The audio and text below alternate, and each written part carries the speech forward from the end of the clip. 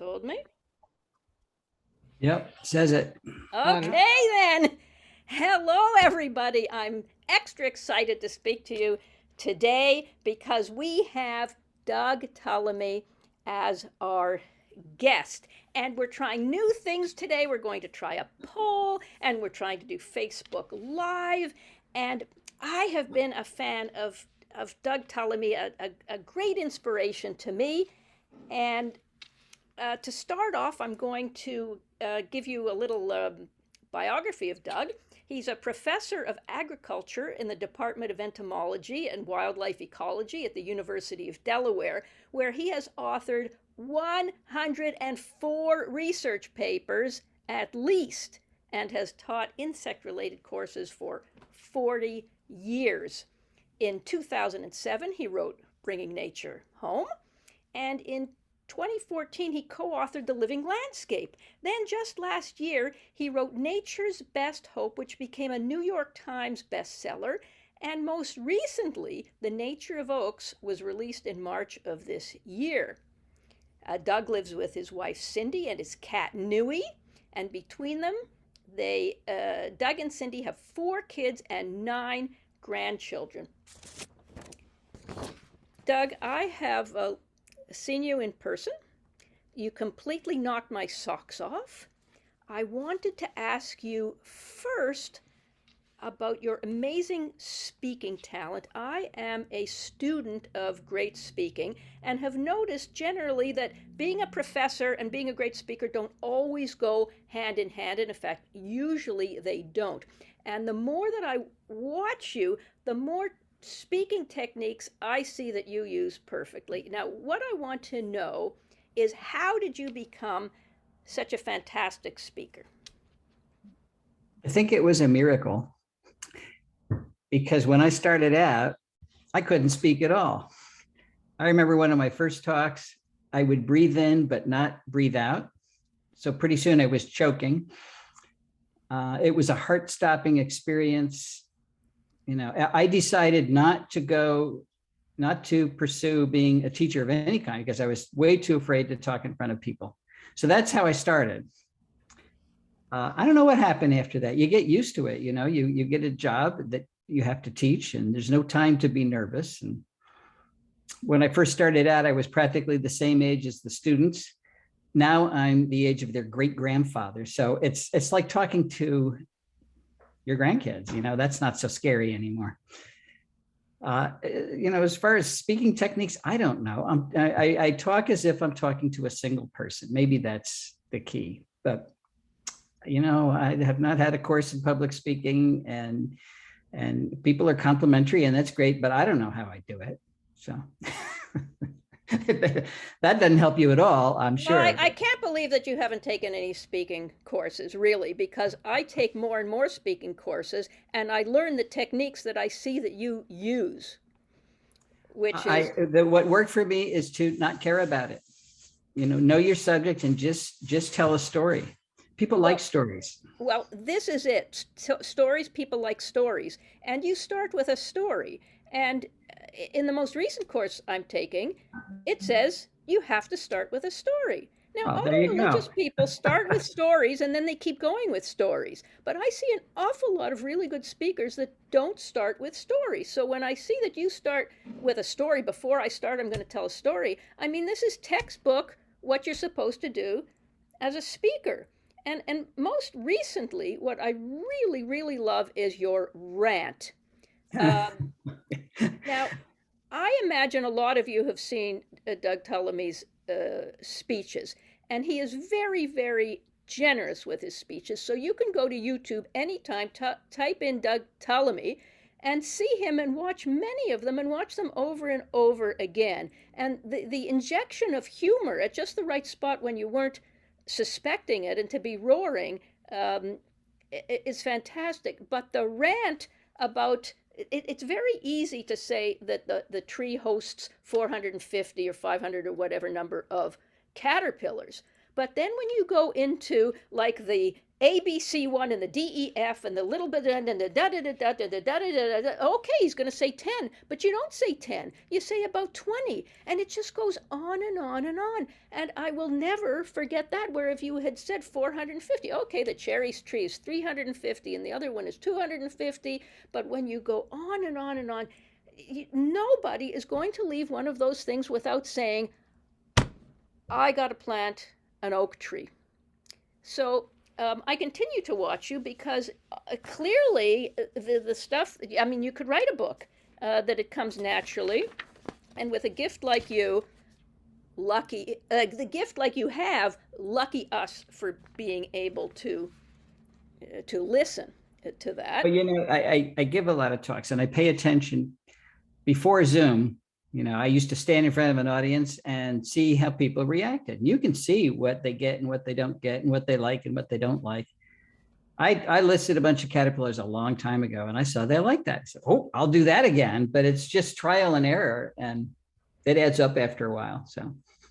So I'm actually very inspired because we have a lot of people who would like to speak, but they're afraid. And your story there is going to be really, really helpful to them. I've read a few articles about you. Oh, one of them says that you have about four requests to speak a day. So, This folks, past spring, yeah, that's the way it's been. well, if you're here today, this guy gets four requests a day, and he's talking to us. Now, when I started these Zooms, well, you were one of the requests. I mean, well, one of the requests, you surely can't fulfill all of them. no, you can't. No. It's kind of first come, first serve. When the calendar's filled, it's filled, and that's the way it is. It's not a great time management plan, and I have to. I've got to cut back, but it's hard to do that. I'm not sure how to do that. There's lots of things I could say. Oh, I need a minimum audience size and everything else, but I hate to do that. But it's not sustainable at this point. So actually, what I'm doing, and I'll announce it to everybody, I'm not doing any talks this summer. I'm taking the summer off for the first time because when you have a talk every day, you can't go anywhere, you can't do anything else. Hard on the family. So I said, nope, this summer, I'm not accepting any talks. It used to be there weren't a lot of talk requests in the summer because people were doing everything else, but that changed. Now there are talk requests all the time. So not this summer. So when you say that you speak every day, what do you mean by that? It's often a webinar at night, 7 p.m. Or if now that we're traveling again with COVID, I mean, I just got back from Nashville. What do I mean by that? There's something going on every day. That's what I mean by that. Every once in a while. So you know what? Today I count as a day off, actually. I'm talking to you, but it's not a prepared talk. So like 3 or 4 times a week, you're doing a prepared talk? Oh, yeah. Or 4 or 5. I did 9 talks in 7 days once. So, a lot of times you go to a place and they say, well, we want 2 talks. And like the Nashville thing, 2 talks, 1 in the morning, 1 at night. That's a lot of talks. Yeah, it wears you down after a while. That's a lot of talks. That you could get hoarse doing that. And why is it that you have trouble turning down a talk? I have trouble saying no to anything. It's just personality weakness. And is it also because you really want to be standing on the highest rooftop getting your message out? There is that. This is, I kind of stumbled into this the same way everybody else did. And I realized this is important. And yes, I want everybody to realize they're an important piece of the conservation puzzle. Everybody. I want everybody to realize they've got a responsibility to conservation. And that's not the way it is now. Right now, we think, the conservation biologists do that. Nobody else has to care. It's not the way it is. So, yeah, I want everybody to hear this. And I have literally reached tens of thousands of people, but I need to reach tens of millions of people. So it's hard to say no when people who haven't heard it before ask you. And we're going to talk about the Homegrown National Park project. Um, is there anything else you have up your sleeve to get the message out? Because the article I read said you've been preaching to the converted for To the 40 to choir, the right? to the choir for 40 years, and we have to get to other people. So actually, I want everybody in the group. We're going to have a little brainstorming later to see how do we get our message beyond the choir. First, I want to talk about your homegrown park project, but have you got um, other things up your sleeve other than that to go to get beyond the choir? I don't have anything else up my sleeve, but for a year, I don't do social media. I don't even have time to do my email. But people have approached me and said, you need to use social media. You need to reach beyond the choir. Everybody needs to hear this, so on and so forth. And I say, yeah, that's right. But there's only 24 hours in the day, and I'm not doing that. So this is how Michelle Alfandari got involved a couple of years ago. She heard a talk. She's not part of the choir. And she said, you need to reach people like me. And I said, yes, I know. And the reason she was at this talk is because her neighbor dragged her there. So that's how she ended up at this talk. But she said, I will do this for you. And other people have said that. And I've said, I know what that means. It means I'm going to be involved and I don't have time for that. But I don't know. I was feeling weak that day. I said, okay. So she's really the one that's created the website and the idea of getting on the map of Homegrown National Park. I've been talking about Homegrown National Park for years, but she says, well, let's make it real. And the idea is to get the idea to go viral through social media. So she's got somebody doing what, Instagrams, and all this stuff. I don't even know what my password is. So she's got ideas about how to move it along, but I don't. All right. Well, you said okay. Said okay. Now, for everyone else, this Michelle is the person behind the media aspect of Doug's idea to have a homegrown national park project, and uh, she was dragged to a meeting. Okay, so we need to go to meetings and drag people to meetings because we don't know who the next inspirational person is going to be who says, Doug, I like your idea and I'm going to make it fly even more. So, Doug, are you okay if I go to to that website right now? Yeah. Okay, so that's what I'm going to do. I'm going to share my screen, share screen, and let's try this and see what happens. Take that off, and we'll go. We don't want to share that screen. That's not the screen we want to share. So we'll stop the share and we'll try it again. You want to just look at the map because I can share that. Oh, I see what's going on here. We want to admit this person, and then we want to go to here. There we go. Oh, good. I'm glad I said there we go. Then I know. All right. So, everybody in your chat, do you see at the very first thing in your chat a whole bunch of links? In the chat. Yeah. So, Mary Lou, when you go to the chat, this is the first thing. If you scroll up in the chat, you see a whole bunch of links. No? Yes, she sees a whole bunch of links. So scroll up the chat to the top, and Bev, you can nod when you see the whole bunch of links. So Mary Lou, nod again. You're absolutely sure you see a whole bunch of links, right? At the very first thing in the chat. Okay, so if anybody can scroll up and see a whole bunch of links, I want you to cut and paste those. Yay! Oh, she's waving. Well, unmute yourself.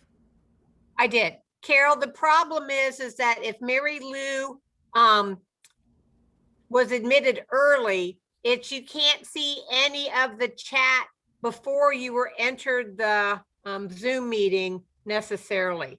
So like when I scroll up to the top, the first one I see is Leo saying hello, everyone. So that might be part of the problem, is that you can only see what has been from posted when you after got you in. entered it. Okay, I get it. Yes. So there's a whole bunch of links that I want you to go to, and this is one of them. And I can resend any of them afterwards. It's just easier if you click on all the links now and then you have them. So one of the links is this one, homegrownnationalpark.org.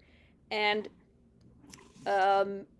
so this is the home page, and it has a mission and a call to action. And this is a very ambitious call to action. And it's catalyzing a collective effort of individual homeowners, property owners, land managers, farmers, and anyone with some soil to plant in to start a new habitat by planting native plants and removing most invasive plants. It's the largest cooperative conservation project ever conceived or attempted. Our initial goal is 20 million acres of native plantings in the US. This represents half of the green lawns of privately owned property. So what Doug is telling us is that most of the land in the United States and Canada is privately owned. It's not enough to rely on somebody else to do conservation in the national parks, because there just isn't enough, and we have to get person by person by person to convert their lawns, to shrink their lawns and put in native plants for 400 reasons. Okay, the goal is to get you on this map. So all of you here have to put yourself on this map. Go to this homegrownnationalpark.org, because we got to get this map going. And this is a movement that the people here can create. And remember, Doug was talking about being shy to speak. Well, let's say we wanted to speak. We could go to Instagram and we can see Ask Doug. And Doug answers in little snippets all of these questions that people would ask us if we were speaking. So, for example, ask Doug why the food web is so important, or ask Doug about planting native within an HOA. So there are places where you can get Doug's answers. Then we go to Get Started. And we have more videos. So this is the place to go if we want to materialize Doug's dream of having 20 million acres. Why light pollution matters, where to buy native plants, and even more, where to buy your native plants.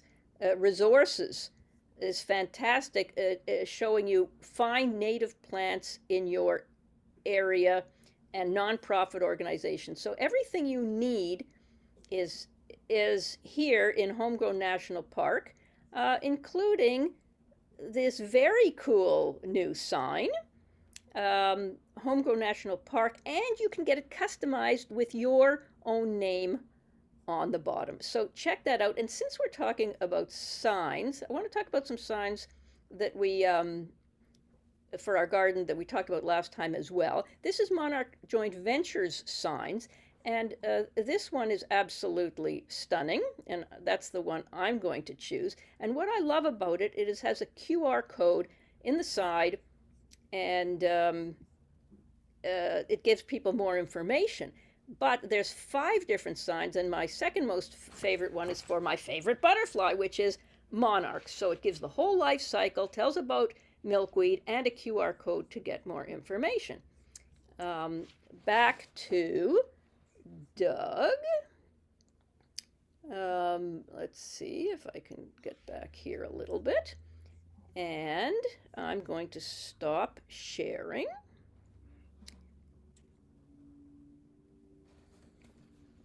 For this work, Doug says we need to reach tens of millions of people. Yes, he just said that. And I'm going to take a little break here, and I am going to ask who has a question to ask Doug. And you're going to go down to reactions and put your yellow hand up, and I'll call upon you if you want to ask a question to Doug. All right. We have got a lot of questions, but has anybody been thinking of that question I asked of how we can get more people involved in the movement to get Doug's message out? Because he's only one person. He can only speak 4 or 5 times a week. He's burning out. And how are we going to promote this message? Who's got an idea?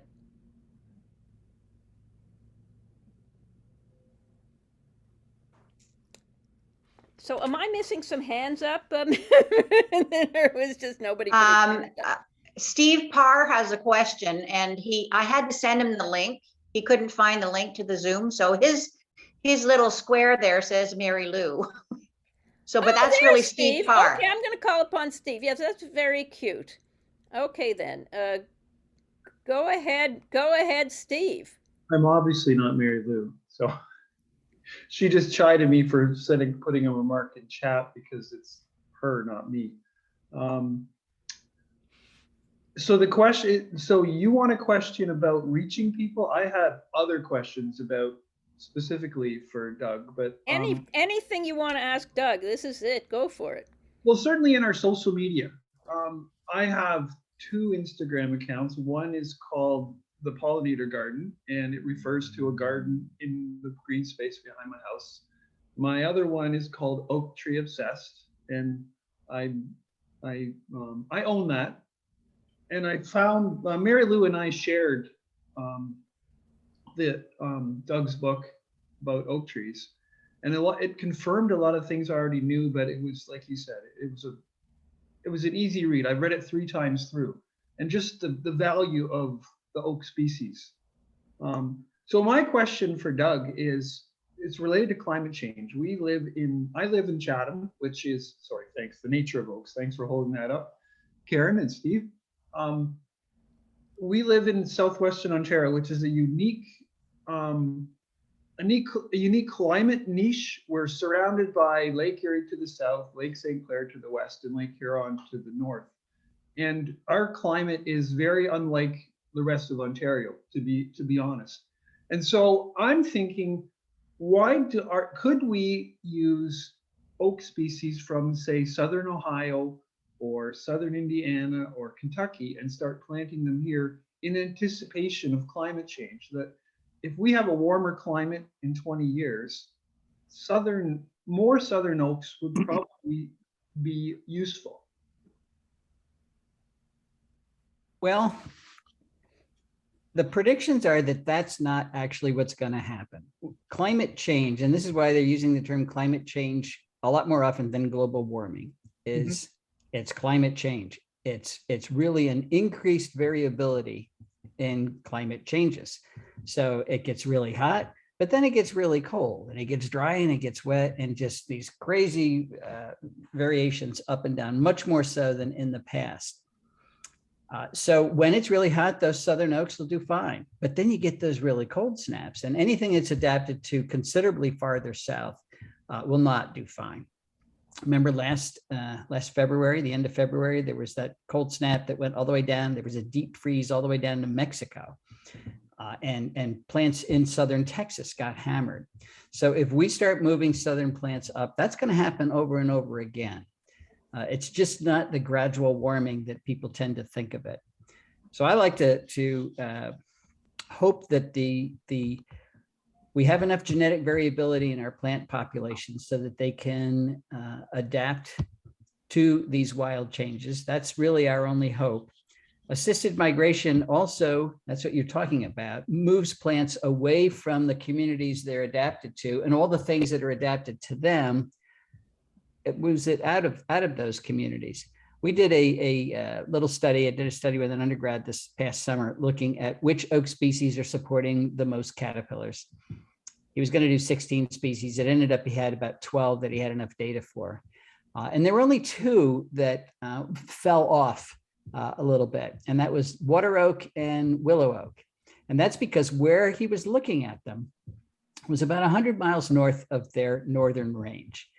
And so they still supported things, but not nearly what the other oaks were supporting, because most of the creatures that use those particular species of oaks have not caught up with them in their, the artificially planted places. Another student just sent me a paper the other day, former student, where she looked at host ranges of Prometheus moth, which does well on black cherry and some other cherries, but she looked at how well they did on plants, on prunus species from right where these moths were versus prunus species from a little bit outside of their range versus non-native prunus species. And the only ones they did really well on were the prunus, the cherries, from exactly where that population was. So even though Prometheus moth is recorded on lots of species, locally it's specialized. And I think that's true for an awful lot of creatures. So when you move plants away from all those creatures that are specialized on them in a particular place, you're moving them out of their range of productivity. So that's another reason that I don't think that's a great idea. I think, I appreciate that.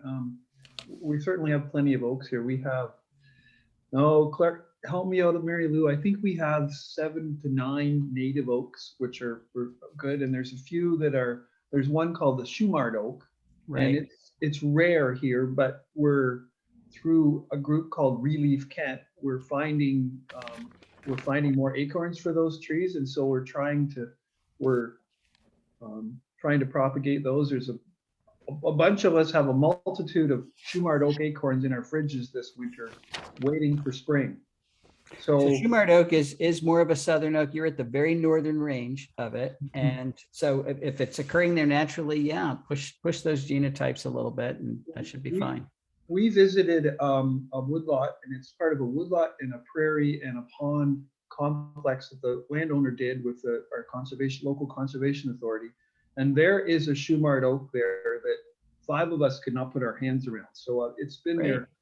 Oddly, it's been there for probably more than 200 years. So even though we're at the northern range, like I say, our climate and our soil type and our severity, our less severe weather is very suited. The reason I asked about Southern Ohio, the Southern Ohio gets as cold a weather as we do, like in that cold snap. We don't get below -20. So I would think a tree there would survive here, but I appreciate you saying that it's not as simple as just moving it to the right weather, that the species that it involved are important too. Yeah. Okay, then let's move to Charmaine. Unmute, Charmaine. Thanks, Carol. Hi, Doug. It's nice to be able to chat with you in person. Along the line of the oak trees again, what about, first of all, we have lots of oak trees that are always popping up in my yard, thanks to all the squirrels. And I do eventually have to dig some of them out, and I offer them to people that are on larger areas, farms and so on. And I hate to do that, but it has to be done. But what about if we did something like take all the acorns that we find and offer them to the kids, because that's where we start with this sort of movement, and have them do a planting, and what would be involved in that. That's sort of the first idea that I had. And the second thing is, here in Manitoba, we have the bur oak, also called the scrub oak. And they seem to be on a bit of a decline here. So there is some concern about that, but that's our only native oak. So I'm just wondering if that's something we should still pursue, to try and increase the population somehow. Okay, let's deal with the second part first. Oaks are in trouble in a number of places. We've got bacterial leaf scorch that we brought in from the deep south. We've got oak wilt that we brought up from Central America. We've got sudden oak death syndrome that we brought in from Asia. That's pretty much confined to the West at this point. But your bur oaks are probably suffering from oak wilt. And so a lot of people say, well, okay, we can't plant them anymore. I say just the opposite. We need to plant them more than ever, because what's going to save the oaks and all the other trees that are in trouble because of different diseases we brought in is finding the genotypes that are resistant, that have some resistance to these diseases. And the only way we're going to find that is to plant as many as possible and see which ones live. So at my house, we've got a pretty serious problem of bacterial leaf scorch. It's hitting our pin oaks, it's hitting our black oaks, it's hitting our red oaks. And some of them have already died, but some look great. So bingo, there's genetic variation that says we can deal with this disease. The blue jays, of course, are moving those oaks around by moving the acorns around in the fall. And the only ones making acorns are the ones that did not get sick. So the blue jays are selecting the resistant genotypes. But if you know, a standard forestry suggestion is, well, don't plant oaks anymore, they're just going to die. Please don't do that. We cannot accept the fact, even if 99% of them do die, we've got to get that 1%. That's true for ash trees and emerald ash borer. It's true for beeches with beech blight. I wish we'd done it with American chestnut when the chestnut blight came through, but the loggers said, well, they're all going to die, and they cut them all down. And we lost the chance of finding that 1 or 2% that had some resistance in it. So I'm hoping we can learn from those past mistakes, and please keep planting your bur oaks. As far as acorns for the kids, it's a great idea. Know which acorns you have, because the white oak group germinates in the fall and the red oak group germinates in the spring. Either way, it can be a class project where they get the acorn, they know what it is. If it's in the fall, they can plant it in a pot in the fall. They can watch those roots go down. They can take care of it during the winter and watch it come up and make leaves in the spring. You know, they'll get to see the whole cycle. If it's in the red oak group, it won't do anything during the winter, and they'll best to put it in the refrigerator in peat moss or something, and then plant it in the spring, and then it'll come up. The biggest challenge with getting acorns through is avoiding the squirrels and the mice and everything else that wants to eat those acorns. So if you just plant them out in the ground, a lot of things get them. I tried to get post oaks on my property several years ago. I planted 100 acorns around. Not one of them made it. The rodents got every single one. So from now on, I put them in pots and try to get them through the winter. But you know, that's not easy either, because the mice climb up those pots. You gotta protect them with wire. It's a challenge, but it's worth it. And I think it's great, a great class project or individual project. I told I was thinking the kids. Yeah. You know, my grandkids. I was thinking some the of the kids. grandkids. Go ahead. All right, I'll tell you about my grandkids. All right. Some of them live in Portland, Oregon, where the Quercus garryana, the Oregon oak, or the Oregon white oak, that's the only oak that's there. And it's lost 97% of its range because it grew where agriculture was. So they've gotten rid of most of them. There's many big old trees there, no young trees. But this was a year where they had an oak mass. They produced a lot of acorns. And I said, you kids can collect these acorns in the fall. You can plant them in pots. And when they germinate in the spring, you can sell them for $5 each. And as a conservation project, say, you know, homeowners plant these little oaks and get them going. You've got to have young oaks to replace the older ones. So they did it. It's wintertime. We'll see how many of those actually make it through the winter and whether they actually follow through. But we have in the east here, we have what are called pen oaks that are descendants from William Penn's trees. There were several oaks that William Penn was associated with way back when, and people sell those acorns. It's $5 each. You know, and I've got one. I've got a William Penn tree that's probably 15 feet tall at this point that we grew from an acorn. So it's fun and a chance for the kids to do a little entrepreneurship. So. I was going to say that I thought that starting with the kids would be the best because oak trees take so long to grow. So if they plant them as a school project, by the time they're adults, they will see some improvement or some growth anyway, compared to us, that may never see the results. I'm gonna I guess challenge. one other thing I want to challenge that though. They grow slowly the first couple of years, but after that they take off. So we've been in our house 20 years and I planted almost all of my oaks as acorns. Many of them are 60, 70 feet tall at this point. And it didn't take them that long to get that big. So the first couple of years, they're very slow. They're putting out a big root system, but then they take off. That's the white oak group. It's the red oak group. Things like scarlet oak grow really fast.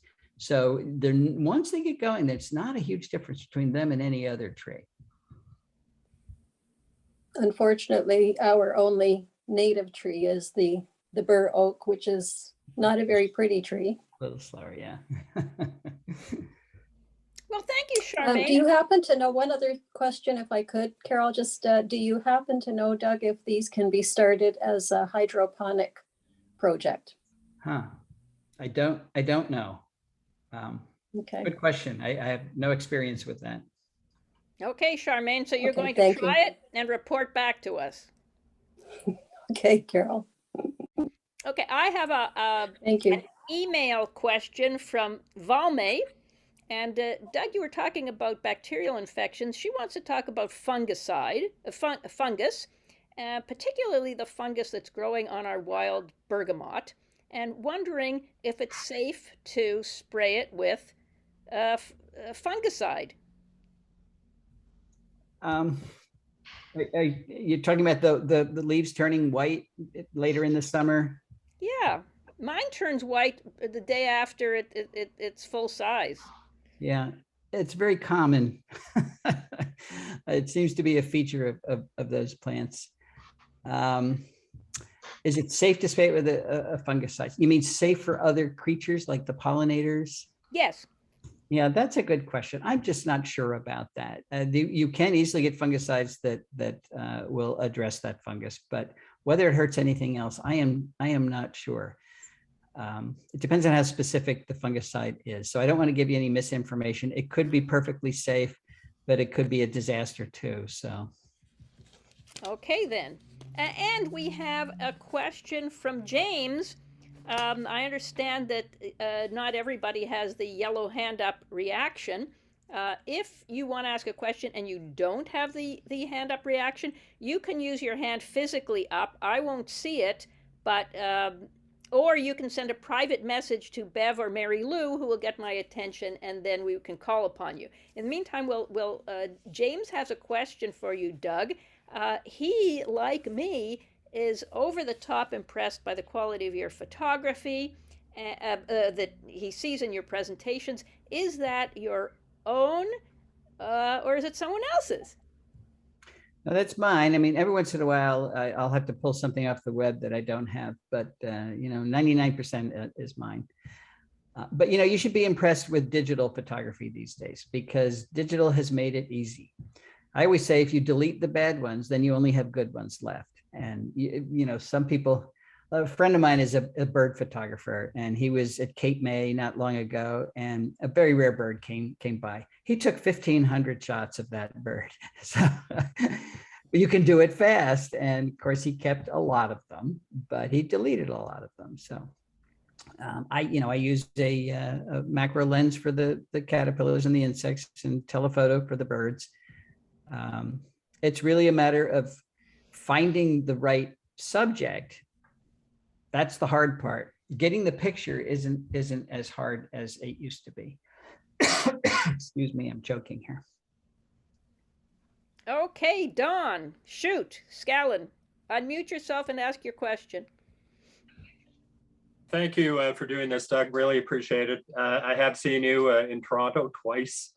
I've read all of your books. I just planted a white oak in my front yard in suburban, near Toronto, that I grew from seed. So I'm very much looking forward to its development. You've probably addressed this somewhere in your writing, but Have you looked into the value of abundance of particular species of caterpillars to our songbird populations? And an example that I can think of in the northern forest, you're aware of this, spruce budworm, one species of caterpillar, is incredibly important for various warblers, Tennessee bay-breasted Cape May, for example. I know that you're very much into the diversity of caterpillars that can be supported by various trees. Have you looked into the importance of particular species of caterpillars in feeding our bird populations? Well, you're absolutely right. Some species are extremely important because of their abundance, and you tend to see more of that in northern habitats. As diversity drops, it doesn't mean abundance drops. And the spruce budworm is a perfect example. Most of the migrants that go up to the boreal forest are going up specifically for that caterpillar. And if it's a good year for that caterpillar, they'll adjust their egg number from 4 or 5 up to maybe 8 eggs because they have enough food to feed them. And this is why it's a problem for spray the boreal forest for spruce budworm so that we can make magazine inserts and toilet paper out of the trees. It's a great thing not to do that, but there is a correlation between the number of species that a plant supports and the abundance on that plant.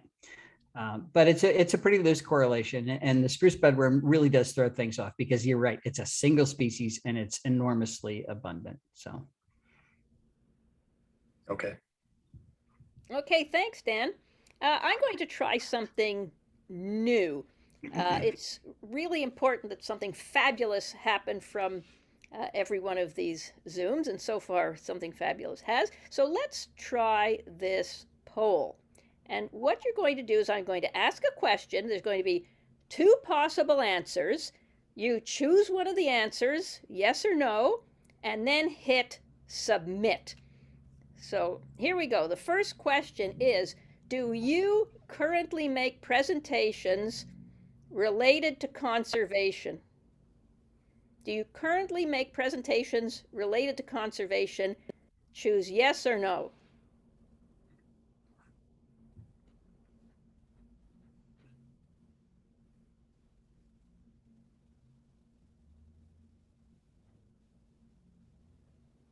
Okay, well, this is very cool. 53% of you have said no, and 45% say yes. So almost half of you currently make presentations. A little more than half of you do not make presentations. Okay, I'm going to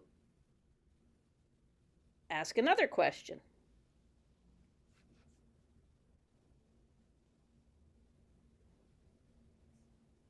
If I were to give you a presentation like Doug's, along with a script, would you consider presenting it? Choose yes or no. If you had a presentation like Doug's, along with a script, would you consider presenting it? And hit submit.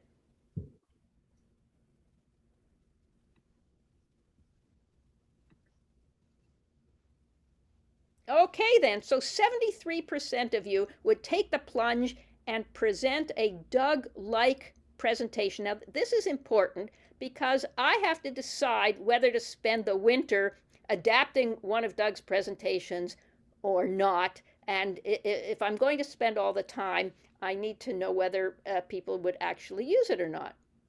Okay, let me ask one more question then, because there's still 28% of you who are, I get it.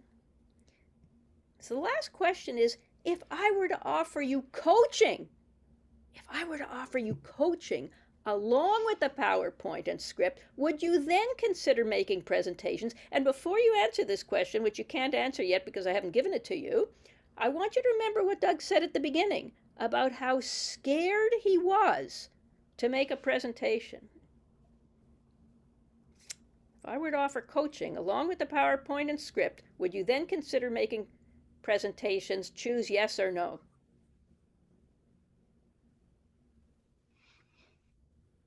Everybody clicked in and hit submit?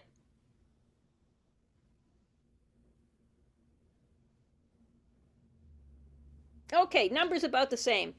You don't need my coaching. Okay, that's fine. But you do need the presentation and the script.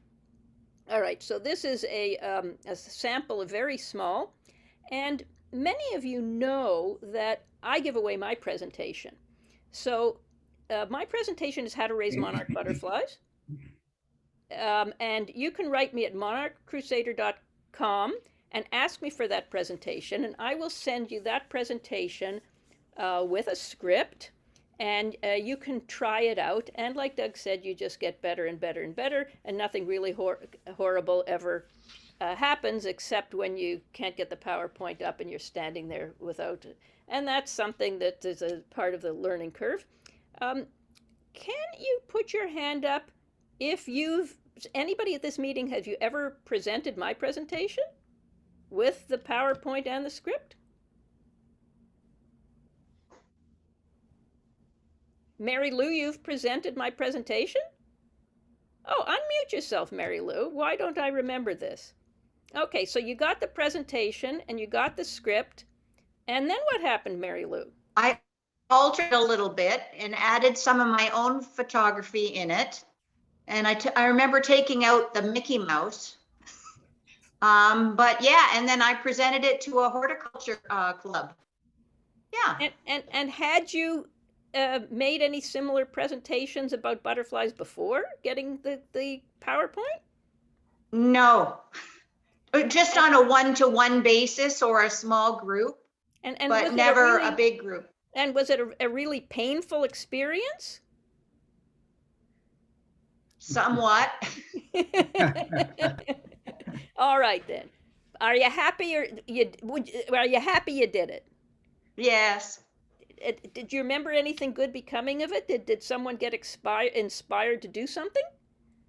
I heard a couple of stories afterwards. One man approached me, and of course your presentation is about monarch butterflies and the migration. Well, this fella happened to be a truck driver, and he constantly drives through Brownstown in lower Florida, Texas. And he says that the front of his truck was just covered with monarch wings when he went through that area. And that's what he remembered. And then I've made a couple of good contacts, a couple of good friends from that. Yeah, okay. It was a positive experience. Okay, good. I want to ask, well, I'll think about doing that, especially if any of you write me that you really want it, and if Doug says okay. So I want to ask. I'm still thinking about it, Carol. I am. Yeah, okay. You can still think about it. Yeah, we don't have to make lots of decisions right now. So I want to ask you something, Doug. You got a group here. Just before that question, Facebook. I want everybody to go to Homegrown National Park on Facebook, like it and share everything, because we have Leslie here, and Leslie has a group called Pollinator Friendly Yards. And Leslie, since I'm talking about you, can you tell us what influence Doug has had on that group and how much influence your group has? Can you unmute yourself, Leslie, and tell us that? Oh, yeah. I think yeah, you should be able to hear me. Well, it's, I've really enjoyed this, already learned a lot from some of the things that, that Doug has said. And on this call, this has been good. So yes, I have a group called Pollinator Friendly Yards, and I've been doing it for 5 years, and it's grown to about 103,000 people. And some of our shares, like people sharing posts with information about native plant habitat yards, has grown to, like, I have one that has been shared 12,000 times. So that's a lot of eyes and people looking at this information. And so yeah, so that's the group. And was there something else that you had Yeah, asked me, I've noticed Carol? that Leslie makes great visuals. Um, Doug, you've got that rant that makes impact. Leslie puts visuals together of chickadees and nests and lawns and all kinds of things, and sometimes quotes Doug Tallamy.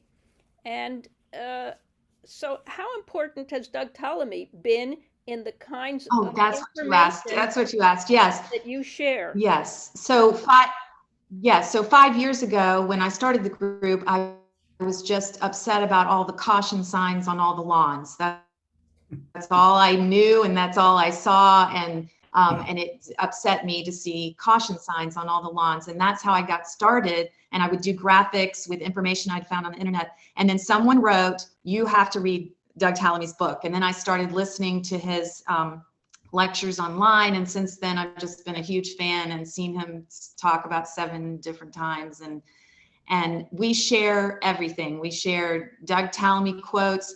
And one thing I'm really into sharing right now, and I hope I'm getting this right, and maybe Doug can tell me, I'm trying to say, if you're starting a pollinator garden, start with an oak, a willow, and a cherry or prunus native to your area, or an aster, a helianthus, and then what's the other one? Goldenrod, native to your area. Start your garden that way, because those are going, and people come into my group thinking we're going to talk about honeybees. So I'm blowing their mind saying, no, you've got to plant these host plants for the caterpillars. That's a huge thing that we have to focus on. So I talk about that. I don't know if it's, from what I've read, it's the cultivars seem like the wrong way to go. I talk a lot about, just try to get the wild species if you can. And for one thing I read said that having that wild species is going to help with climate change and whatever happens, because if you're a wild type species, you'll be able to evolve versus a cloned cultivar. And so I don't think there's any topic having to do with the yard that we have not discussed, and Doug's work has just been a huge influence, and we're always promoting his books too. and people love it, and the Homegrown National Park, we promote that too. Yeah, so I do have a question.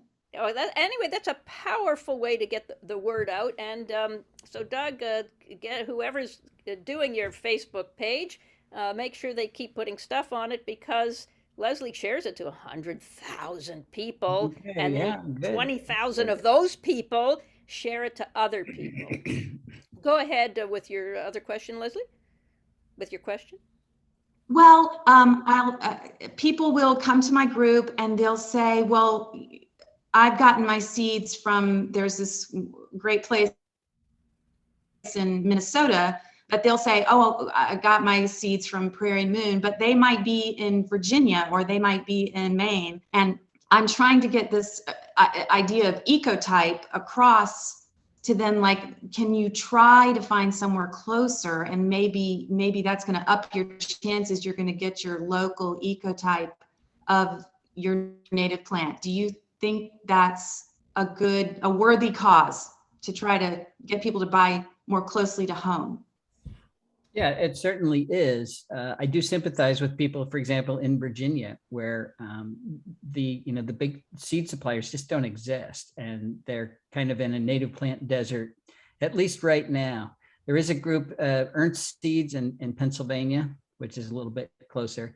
But keep in mind, Ernst and Neil DeBold, Prairie Moon, Prairie Nursery, they do sell some locally adapted genotypes. They will go and collect in different areas. So it's not just genotypes from Minnesota or Pennsylvania that are for sale. You've got to say where you're from and how close can you come, because they understand the closer, the better. It doesn't necessarily mean that if you plant something from particularly the same latitude, that it's completely unadapted to where you live and it won't make it. In terms of what it's doing for the insects. So if I'm an insect and I'm adapted to eating beech, for example. Beech occurs from Canada all the way down to Florida, all the way to the Mississippi. Most individuals, I'm talking about American beech, it's a single species. Most beech eaters will eat beech from anywhere. They don't care where it's from, as long as it's that species. So what's more important is meeting the provenance of the seed, so that it's going to leaf out at the appropriate time. It's going to senesce at the appropriate time. And this can get tricky as you move to northern latitudes, or if you move up a mountain. And that's why local genotypes are always the best. They've already adapted to your particular area. But if your choice is doing nothing versus planting from a little bit farther away, I always favor plant anyway. And if the plants won't make it, they'll die. If they do make it, you're all set. Okay, that's very helpful, because I thought it was affecting what could eat it based on the genotype, but that's not true. Not for the insects. What's true is if you start doing hybrids, or many of the cultivars, or different species, that's what impacts them when you change the leaf chemistry. But when you're working within the same species, moving 100 miles down the road doesn't affect it at all. Okay, that's very helpful. As far as we know. Okay, okay. So Doug, do you have any, I'm going to wrap up pretty soon. Very, very grateful for this section of your very valuable Sunday that you're giving us. You've got some enthusiastic, energetic people here. Do you have any parting messages for us? I've always, when people invite me to give a talk, I've always wanted to have a bring your neighbor night. So bring somebody who never would attend on their own. They're only going to come because you asked them to, and they're not into it at all. That's the group I want to hit the most. Of course, taking advantage of social media the way people do, that's going to be much more powerful. You can hit an awful lot more people. But people say, why do you talk to the choir? Because it's the choir that invites me. People say, why don't you talk to Congress? Well, you just don't knock on the door and go talk to Congress. You've got to be invited to do that. Why don't you give a TED Talk? You got to be invited to give a TED Talk. And people have nominated me a couple of times and they've never selected it. So it's hard to get to that group that doesn't want to hear it. And if you people can think of any way to do that, great. Yeah, okay. Well, I do go in the back door. I speak to garden clubs because they want to hear about the cute caterpillars. And before the end of it, I read them the Riot Act. I took a page from you, Doug. I don't tell them to tear up their garden and put in pollinator gardens, because I'd never get invited again. They'd throw me out. So I said, you don't have to give up your roses, okay? You can keep your roses and your prize lilies, but you've got to start with something that attracts caterpillars. And I've already spent 45 minutes getting them excited about caterpillars. So grow something. And then I get people in the audience to say, have you got a native plant? I said, okay, look at Shirley. She's got a native plant and she likes it. So the garden club people, they are in contest. They've got land and they really want to put up prize dahlias. And I get invited because I go through the back door. So maybe we can think of some other ways to frame what our presentation is going to be, and just completely trick them and then make it something else, but they like it, so they don't get too upset about it. Well, I'll tell you one thing that has opened a lot of doors for me recently, and that's the terrible headlines that we see.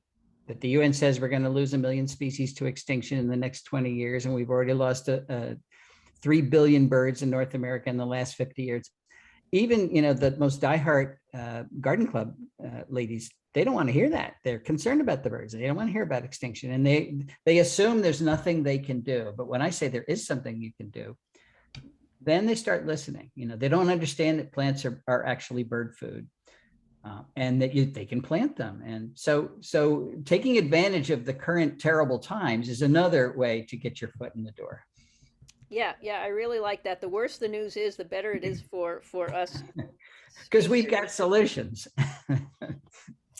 All right, well, next, I don't have a lot of Zooms planned for the future, but in the spring at some point, we're going to have Sarah Dykman here. So I'm very excited about that. So go out and read Bicycling with Monarchs. It's a fabulous book, or you can get it on your audio tape. And what else do I do at the end of a meeting? Yeah, so Doug's told us what we have to do. We have to bring a friend to all our meetings, and all our posts that we share, we have to get them to bring a friend in, and ask everybody to take a step. Give them native plants, give them caterpillars. I know you're all in the choir, but we've got to get our fingers out to more and more people. Otherwise, this most selfish generation in history of us is going to have a legacy of leaving no wildlife to our children. So legacy is a good part of it. And thanks again for coming, and have a great rest of your day. Yes, there will be a post party. Thank you. So I'm going to turn off the recording somewhere, if I can find it. Stop recording.